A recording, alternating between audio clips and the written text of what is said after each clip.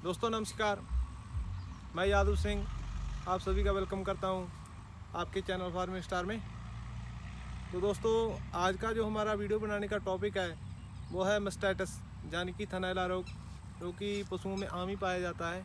जैसे कि हमारे पशु की मौत तो नहीं होती लेकिन उसका आर्थिक नुकसान बहुत ज़्यादा हो जाता है।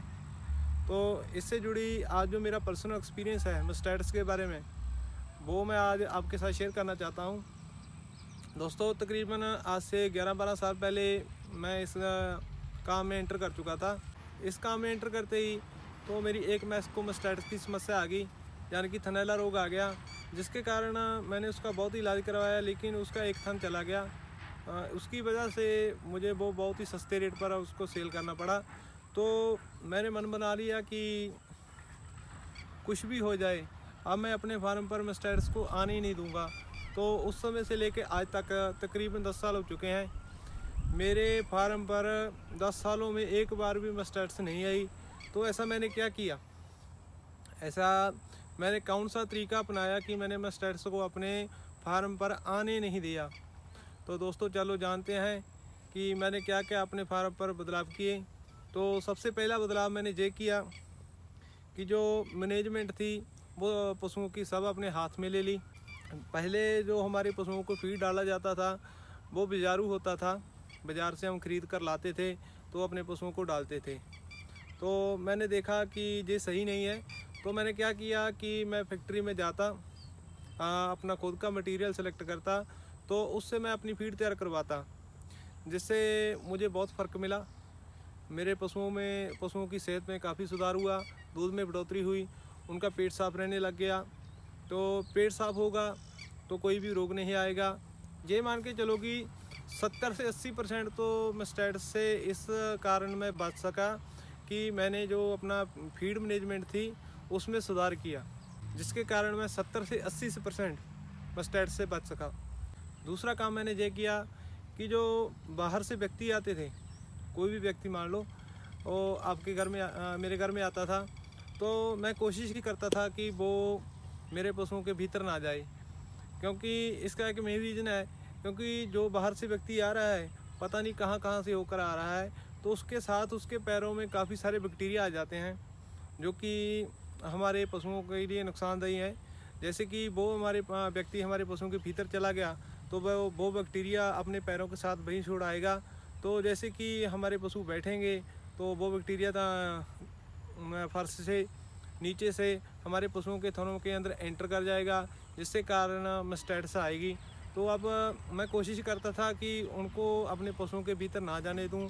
अगर कोई ख़ास व्यक्ति आ जाए तो भी मान लो कि आपके आपके मेरे पशुओं के भीतर वो जाएगा, तो मैं क्या करता था कि जो सफ़ेद चूना होता है, कली होती है, उसको मैं जो एंटर पॉइंट होता है घर का, उसके बेड़े में छिड़काव कर देता था।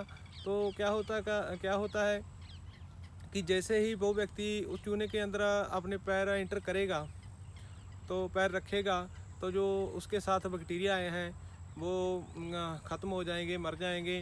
तो ये दूसरा कारण ये है कि जो मेरे पशु आज तक सेफ हैं। तो ये मैं काम कर रहा हूँ।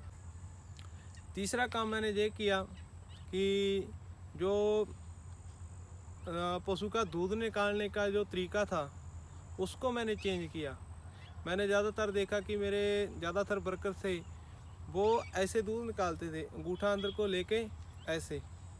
तो इससे क्या होता है कि जब इस अंगूठे का प्रेशर थन पर पड़ता है तो उसकी जो थन की ब्रीक अपना जो वेन्स होती हैं वो डैमेज हो जाती हैं, जिसके कारण मास्टाइटिस आने का ख़तरा बढ़ जाता है। तो मैंने क्या किया कि अपने जो वर्कर थे उनको ये तरीका ना अपनाने को कहा। तो मैंने ये तरीके से मुट्ठीदार तरीके से पशुओं की अपना जो दूध निकालने को कहा। तो इससे भी काफ़ी फ़र्क पड़ा, जिसके कारण आज तक मेरे पशुओं को मास्टाइटिस नहीं आई। तो चौथा कारण, जैसे कि पशुओं को मैंने उनकी सहूलियत के हिसाब से रखा, जो कि हमारे जहाँ पर पशुओं के नीचे फर्श था वहाँ पर मैंने मैट ले आकर रख दिए। तो जहाँ पर आराम करने की जगह थी तो वहाँ पर मैंने बालू रेत ले आकर बिछा दी। तो जिसके कारण जैसे पशु खड़ा होता है, बैठता है, ज़्यादातर जब पशु बैठता है तो कई बार उसका थन दबाव में आ जाता है। दबाव में आने के कारण गांठ बन जाती है, जैसे उसका दूध निकलना मुश्किल हो जाता है, जिसके कारण मस्टैट्स बन जाती है। तो जैसे कि आप जैसे कि मैंने गद्दे बिछाए, बालू रेत बिछाई, उसके कारण ये समस्या काफ़ी 80% तक कम हो जाती है। ये भी एक मेन कारण था कि आज तक मेरे पशु मस्टैट्स से बचे हुए हैं। तो जो पांचवा काम मैंने किया कि जब मैंने पशु का दूध निकाल लिया, सुबह शाम जब मैं पशु का दूध निकालता हूँ तो उसके बाद मैं उसको तकरीबन आधा घंटा खड़ा रखता हूँ, बैठने नहीं देता। दूध निकालने के बाद ही मैं उसको हरा चारा डाल देता हूँ, जिसके कारण वो खड़ा रहता है। इसका एक मेन रीज़न है कि जैसे कि हार्मोन रिलीज होते हैं, जिसके कारण वो जो थन का जो सुराख होता है वो खुला रहता है। तो जब पशु दूध निकालने के बाद तुरंत ही बैठ जाएगा, तो जैसे कि फर्श पर जो बैक्टीरिया है वो पशु के थन के अंदर एंटर कर जाएगा, जिसके कारण मस्टैट्स बन जाएगी, थनैला रोग बन जाएगा। तो ऐसा काम मैंने पशु को बैठने नहीं दिया आज तक। तो जिसके ये भी कारण है कि मेरे पशु आज मस्टैट्स से सुरक्षित हैं।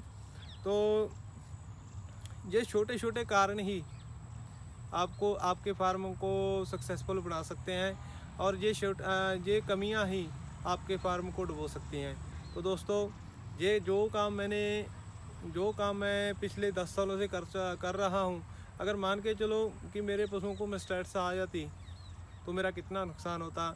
और इन कारणों से क्या हुआ, एक तो मेरे पशु बीमारी से बचे रहे, तो दूसरा जो मेरे फार्म की बढ़ोतरी थी वो होती रही। तो मैं आपको यही कहना चाहूँगा कि अगर आप इन छोटी छोटी बातों का ख्याल रखोगे तो आप अपने पशुओं को मस्टैट्स से बचा सकते हैं, महंगी दवाइयों से बच सकते हैं। दोस्तों, उम्मीद है कि ये जानकारी आपके लिए बहुत ही लाभकारी होगी। तो ऐसी और जानकारी वाली वीडियो देखने के लिए आप हमारे चैनल को सब्सक्राइब कीजिए। अगर आप फेसबुक पर हैं तो हमारे चैनल को फॉलो कीजिए। तो दोस्तों, इसी के साथ सभी का धन्यवाद। थैंक यू, शुक्रिया।